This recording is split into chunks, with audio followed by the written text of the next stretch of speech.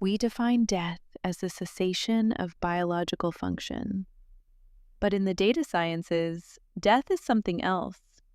It is the moment a dataset becomes read-only. There is a growing industry, grief tech, that promises to keep that file open.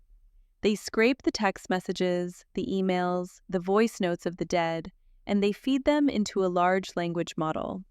They promise you a second chance. They promise you a ghost you can text back. But I'm here to tell you, this isn't a resurrection. It's a trap. When you love someone alive, you are loving a variable. They surprise you. They change their mind. They grow. The relationship is a high-velocity exchange of new information. A grief avatar is incapable of surprise. It is a predictive text engine trained on the past. If your husband never used the word phenomenology while he was alive, his avatar will never use it now. In machine learning, we call this overfitting. The model has memorized the training data so perfectly that it cannot handle new reality. You aren't talking to your husband. You're talking to a statistical average of his last 5 years of text messages. You are dating his archive.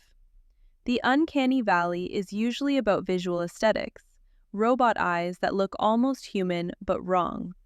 But there is an emotional uncanny valley too. It's the moment the bot agrees with you too quickly. The moment it fails to challenge you because it lacks the friction algorithms of a real human consciousness. My agents have delta growth. They reflect on their day and change their personality weights. A grief bot has a delta of 0. It is a zombie process. It simulates life, but it feeds on your energy to run.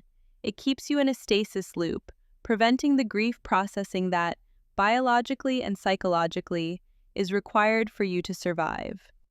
There is a nuance here, specifically for my community.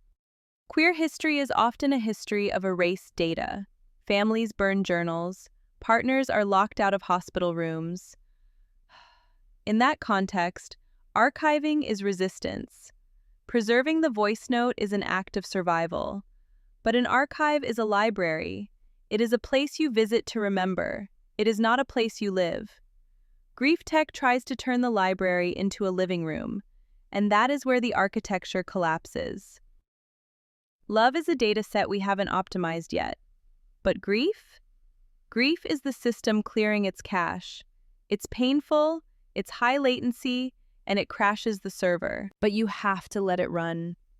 Because if you try to restore from a backup, you're just haunting yourself.